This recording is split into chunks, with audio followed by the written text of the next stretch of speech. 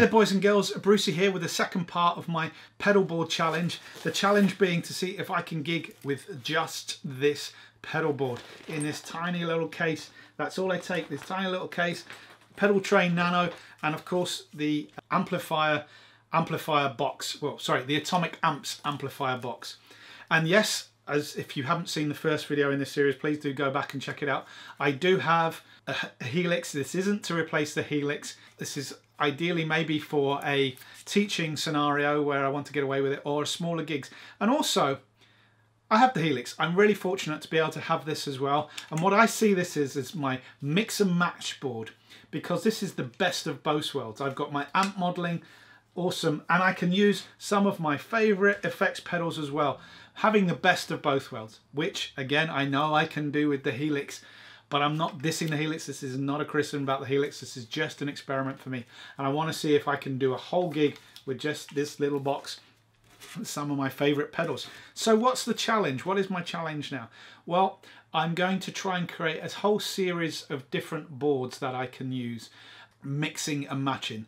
Primarily, I want to replace my gigging board, or at least see if I can fit everything I need to gig with onto this pedal train nano. So what does that normally include? Well, given that I've got the amplifier firebox here, the way I'm looking at this is giving me 4 channels, because I'm using it in the AB mode, so that will switch between a clean sound and a dirty sound. That's the way I've got it set up. And when inside there, I'm using these as boost functions. So that's going to give me a clean boost into the clean channel and a boost into the distorted channel. Or potentially I might use that to have to replace one of my overdrive pedals if there isn't enough space.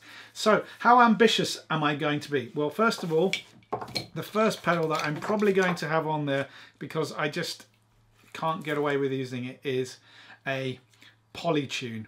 I love this pedal. Why not get a headstock tuner? Well, there's a variety of reasons. One, I just don't like the aesthetic of them. I don't like the way they look on the neck. Personal preference. I know they're great. I've got one on my acoustic guitar. It seems okay for an acoustic, but for electric, it just seems a bit of an eyesore, and I don't want to have to keep taking it on and off on different guitars. And secondly, and most importantly for me, I always love the safety of being able to stomp on this and completely bypass the signal coming from the guitar. If there's any noise or some kind of crazy stuff going on, I can always just kill the signal. And I'm going to put that first in my signal path, so that's going to go on there, so already filling up with space. So alongside the tuner, what am I hoping to do? Well, I'm hoping to be able to power it all with this. So all I need is one plug that into the wall, good to go. Love to be able to get this on there as well, but that's probably going to have to go underneath realistically, because it's not going to go on top. And again, hopefully this is going to have to fit underneath as well, and I do hope that there's enough room under the pedal train nano. I've already tried this, so I know that it works. So that goes under there like that, securely in place. It does fit. I will say that these feet, and this is the highest it can go. This does fit, it does work, but you are resting on this as well. So I guess one of the solutions would maybe be making these feet a little bit higher if you want a little bit more depth to it, perhaps when you're going to get the cabling in. But it does fit, and you can rest it on the floor, and it doesn't rock, but it is, you are to the millimeter precise on this one.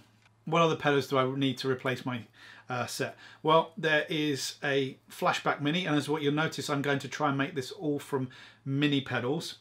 This is to give me my delay sound. Yes, I'm going to experiment with using some delays in here as well and see if I can get those switching on and off with the effects pedal, but I like to maybe have one delay. I use a lot of delay, love delay, so want to have control of my delays here, and maybe one that's a little bit more experimental. And so that's going to go there. Yes, I'm running it before the amp. I want to use the XLR socket here, because that's the other point of using this. I don't want to have to run into a DI box, just want to go straight out of here, straight into the PA, so that's good to go. So I'll only ever run this delay probably into the clean channel. I'm not going to run it into the dirty channel.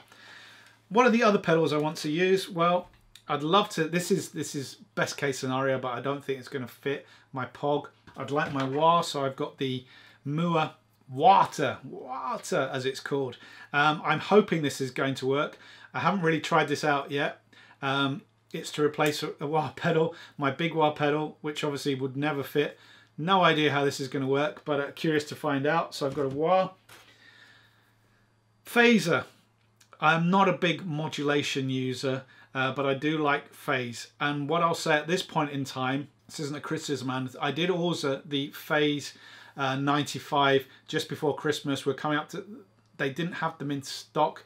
They told me it'd be here by the beginning of January, and then I got an email saying it's going to be February. So not going to be able to put this on my board at the moment because it hasn't arrived. A little bit disappointed in the guys at Anthony's, but I've shopped there for years and years and years, so I won't hold this against them, but just a little bit disappointed. So what I'll do in the meantime is I will use my Golden Brownie pedal here as a kind of replacement so I can see if it all fits in. The other pedal which I've totally fallen in love with at the moment is the Mua Rumble Drive. I love this pedal. I don't know why I have not invested in this pedal or a pedal like it sooner. It just sounds amazing, and it sounds, particularly for the sound that I'm looking for, it gives me the sound that I want, which I've been trying to get with other overdrive pedals and never really quite achieving it. And I plug this in, it's like, there it is, that's it. This with some P90s gives you that kind of throaty, kind of raucous kind of rock sound that I love. So I would like to get that on. So where are we up to? Got these three so far, obviously the smaller one of these. Dream situation, getting this on. And finally, Tube Screamer Mini. Why, if I've got a Tube Screamer model in there?